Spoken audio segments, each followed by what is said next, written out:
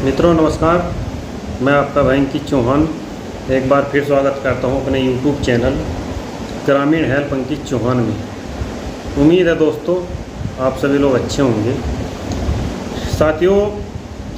151 और 107 और 116 की जब भी किसी व्यक्ति के खिलाफ कार्रवाई होती है तो देखा ये गया है दोस्तों कि ज़्यादातर मामलों में जो कार्रवाई होनी चाहिए वो कार्रवाई तो दोस्तों नहीं होती है, लेकिन पुलिस को जांच ना करनी पड़े और केस में सही तथ्य ना ढूंढने पड़े तो उठाकर दोस्तों 151 में बंद कर देंगे, 107-16 कर देंगे और 107-16 में जो है दोनों पक्षों को पाबंद कर देते हैं। तो ऐसी परिस्थिति में दोस्तों देखने में ये आया कि जहां आपका एक तरफ समस्या का तो आपकी समाधान हुआ नहीं,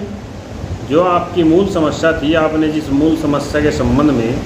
प्रार्थना पत्र थाने में दिया या फिर एसएसपी को दिया,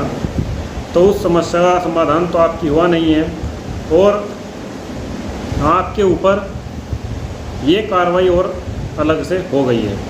अब जाहिर सी बात है दोस्तों, जब ये कार्रवाई हो गई है तो ऐसे में जो एक आम नागरिक है उसका कानून पे से तो भरोसा उठता ही है, बल्कि दोस्तों एक आम नागरिक के मन में शासन प्रशासन के प्रति एक नेगेटिव जो दोस्तों सोच है वो आती है। वो इसलिए आती है कि हमने जो प्रार्थना पत्र दिया निष्पक्ष जांच के लिए, निष्पक्ष पुलिस जांच करे, इसमें निष्पक्ष कार्रवाई करे, लेकिन वो निष्पक्ष जांच कार्रवाई वो सब तो छोड़िए, उल्टा हमारे ही ऊपर जो है 107-16 की कार्रवाई हो गई है, या फिर पुलिस किसी के दबाव में आ गई, उठा के पार्टी को 151 में बंद कर दिया है, 151 में चालान कर दिया, कहा कि अब जमानत कराओ, 107-16 कर दी कि अब जमानत कराओ। तो ऐसे में दोस्तों जाहिर सी बात है कि व्यक्ति का मनोबल टूटेगा और जो शासन प्रशासन में बैठे अधिकारी है उनके प्रति गुस्सा भी लाजमी बढ़ेगा, क्योंकि दोस्तों जो लोक सेवक है उनकी ये ड्यूटी है कि वो जनता की सेवा करें निष्पक्ष होकर, क्योंकि दोस्तों सरकार ने आप लोगों के हमारी टैक्स के पैसे से इनको सैलरी दी जाती है, तमाम वेतन भत्ते सुख सुविधाएं दी जाती है और इनको इसलिए नियुक्त किया गया है ताकि समाज में सुख शांति रहे। आप लोगों ने देखा होगा पुलिस के बोर्ड लगे रहते हैं कि पुलिस सदैव आपकी सेवा में तत्पर है, और सेवा में दोस्तों तत्पर पुलिस कैसी रहती है ये सब आप जानते ही हो, देखते ही हो। मेरे पास दोस्तों ज़्यादा फ़ोन, ज़्यादा कमेंट और किसी वीडियो को लेकर नहीं आते, सिर्फ 107-16 को लेकर आते हैं कि सर हमने एक प्रार्थना पत्र दिया था और हमारी 107-16 हो गई, सर हमारी ज़मीन पर फला व्यक्ति कब्जा कर रहा था, हमने उसके संबंध में प्रार्थना पत्र दिया तब हमारी 107-16 हो गई, या फिर हम अपनी ही ज़मीन पर कार्य कर रहे थे, आकर पुलिस ने रोक दिया और रोकने के उपरांत हमारी 107-16 कर दी। दोस्तों यदि पुलिस किसी निर्माण कार्य को रोकती है, यहाँ मैं आपको बताऊँ तो पुलिस को लिखित में देना पड़ेगा कि हाँ ये परिस्थिति उत्पन्न हुई है इसलिए हम आपका निर्माण कार्य रोक दे रहे हैं, क्योंकि दोस्तों पुलिस के पास काफ़ी विशेषाधिकार होते हैं। यदि मौखिक आपके कार्य को पुलिस रुकवा रही है बिना किसी सक्षम अधिकारी के आदेश के बिना किसी सक्षम मजिस्ट्रेट के बिना, तो ये गलत है, अनुचित है। अब सवाल ये आता है कि साहब जब समस्या का हमारी समाधान नहीं हुआ है और हमारे विरुद्ध 107-16 का एक मुकदमा और हो गया है, दूसरा 151 हो गई है, तो ऐसे में गंभीर समस्या उत्पन्न हो जाती है जब नागरिक मानसिक तौर पर भी दोस्तों परेशान होता है। मैंने अपने पहले वीडियो में बताया है जो व्यक्ति का परिवार होता है वो भी प्रताड़ित होता है। तो देखिए साथियों, मान लीजिए आपने कोई प्रार्थना पत्र दिया थाने में कि साहब फला व्यक्ति मेरी ज़मीन पर जो है कब्जा कर रहे हैं ज़बरदस्ती और इनको रोका जाए, तो दोस्तों जो न्यायिक सिद्धांत कहता है, कानून तो ये कहता है दोस्तों, क्या यदि आपने पुलिस को इस तरह प्रार्थना पत्र दिया तो पुलिस उस पर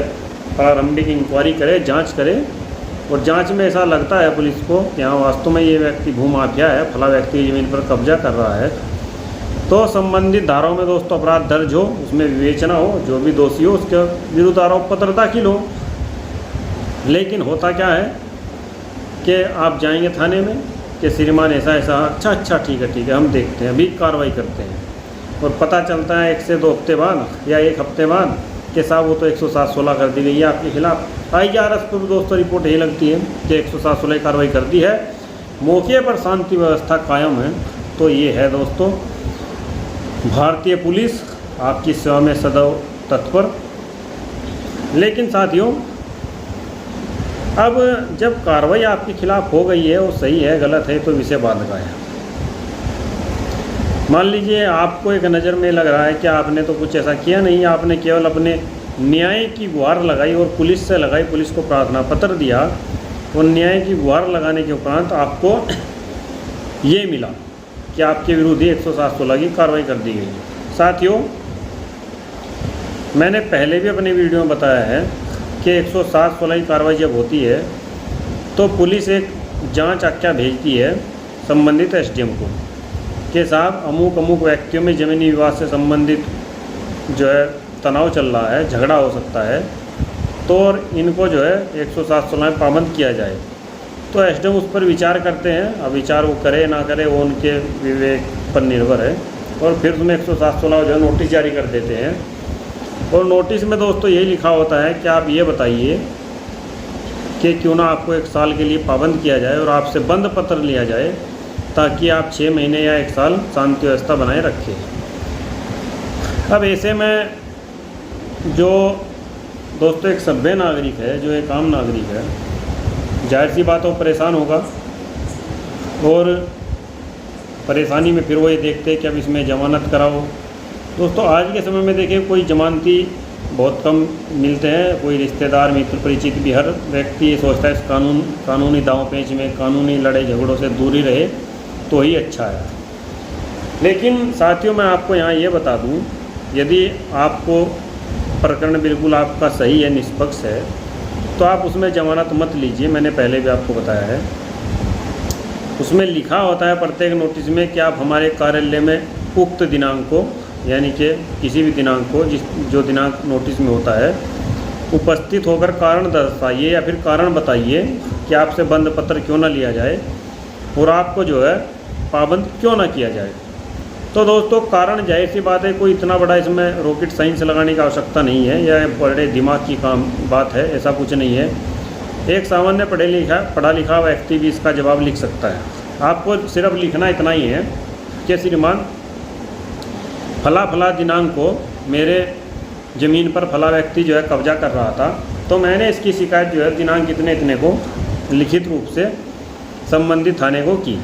संबंधित थाने ने निष्पक्ष जांच ना करके इसमें 107/16 की आख्या भेज दी, जो कि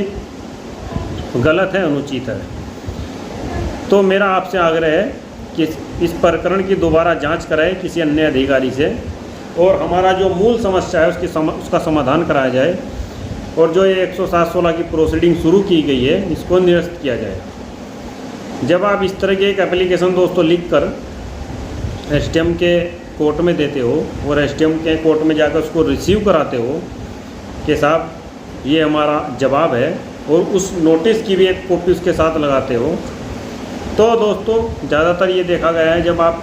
जाते हो तो आपके केस को निरस्त कर दिया जाता है, क्योंकि उनको ये पता होता है कि आप पढ़े लिखे व्यक्ति, समझदार है,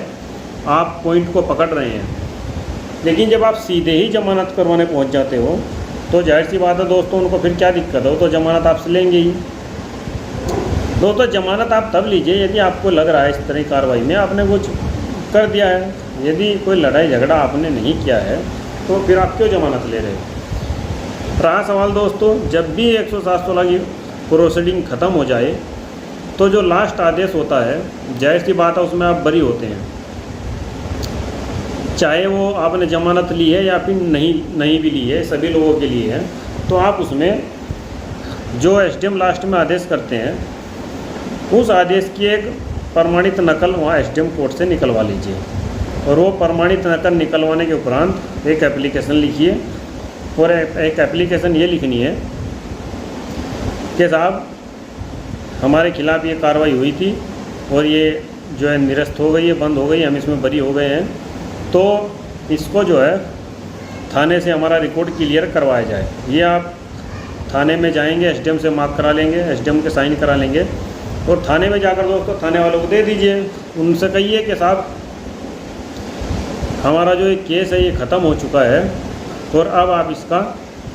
हमारा जो है थाने से रिकॉर्ड क्लियर कर दो। थाने से जब आप रिकॉर्ड दोस्तों आपका क्लियर हो जाएगा तो आपको बार बार 107-16 के झंझट में नहीं पड़ना पड़ेगा और 107-16, 151 ये कार्रवाई आपके विरुद्ध बार बार नहीं होगी। क्योंकि दोस्तों क्या होता है, जब पुलिस थाने पर आपका रिकॉर्ड रह जाता है तो पुलिस क्या करती है दोस्तों, जब इलेक्शन आएगा या कोई ऐसा कोई झगड़ा फसाद हो गया तो सबसे पहले उस व्यक्ति का नाम रख देंगे 107-16 में जिसके विरुद्ध पहले 107-16 में कार्रवाई हो गई है। या फिर दोस्तों गांव में जैसे राजनीति चलती है, ग्राम प्रधान वगैरह भी सलाह देते हैं कि इसका नाम लिख दो, फलाने का नाम लिख दो।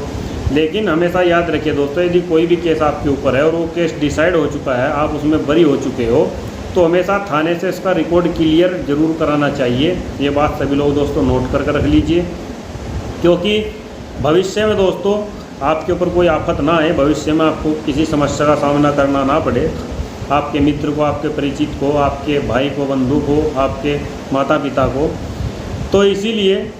कोई भी केस हो, किसी भी तरह का केस हो, यदि आपका केस डिसाइड हो चुका है, आप बरी हो चुके हो, उसका निस्तारण हो चुका है, तो आप दोस्तों हमेशा केस की एक पक्की नकल लेकर थाने से उसका दोस्तों हमेशा रिकॉर्ड क्लियर करा लेना चाहिए, ताकि फिर भविष्य में आप लोगों के साथ इस तरह कोई घटना ना हो। तो इस तरीके से दोस्तों आप 151, 107, 116 के इस केस को अपने ख़त्म करा सकते हैं, यदि आप थोड़ा सा सहज ढंग से और नियमानुसार अपनी इस कार्रवाई को करें। तो उम्मीद है दोस्तों आपको वीडियो मेरी अच्छी लगी होगी, और यदि दोस्तों मेरे वीडियो आपको अच्छे लगते हैं तो मेरे वीडियो को आप कृपया शेयर कीजिए।